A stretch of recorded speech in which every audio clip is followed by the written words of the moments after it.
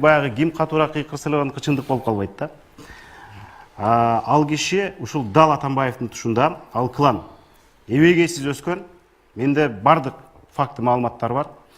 Керек болсо үйлөрү дагы чоңоюп особнякка айланган Атамбаевдин тушунда. Агасы Атамбаевдин СДПКсы менен депутат болуп келгенин бардыгыбыз билебиз. Алардын бала чакасы Атамбаевдин тушунда кызматтан кызматка көтөрүлгөнүн билебиз. Атамбаевдин тушунда Оштон Бишкекке алып келип бажынын орун басары болгонун билебиз. Анан ал киши Ошто жатып алып 2015-жылкы шайлоодо дал ошол Атамбаевдин СДПКсы үчүн акчасын дагы, аракетин дагы, ресурсун дагы аябай күрөшкөнүн билебиз.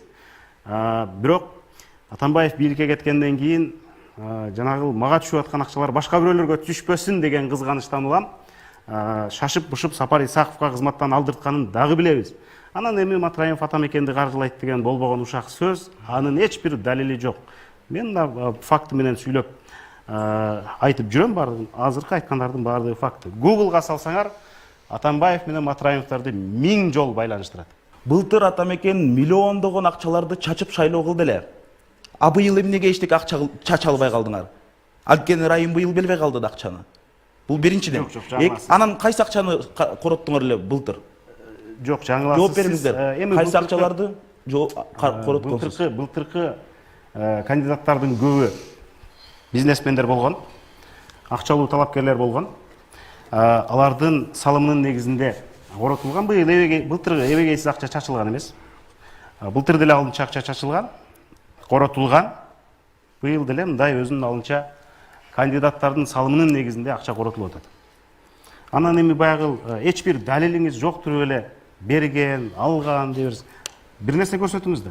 Урматтуу Көрсөтүңүз да, Темирлан, факты менен сүйлөңүз да. Атамбаевге окшоп эле баягындай түрдүү түмөн аттарды коюп эле андай мындай авантюристтик сөздөргө алдырбаңыз да. Мен сизди абдан сыйлаймын, бирок деген сиз фактылар менен сүйлөсөңүз.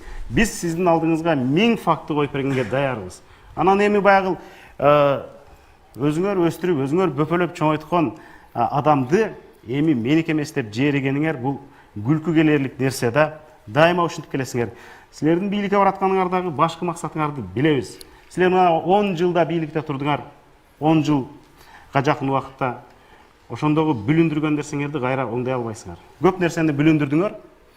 Анан силердин бийликке бараткандагы бир эле максатыңар бар, ал Сооронбай Жээнбековдон өч алыш эле. Башка максатты көрбөй турам. Эми ушуга чейин кыйратпаган ПК жарымы ураган. Эми кыйратат дегенге ишенич жок.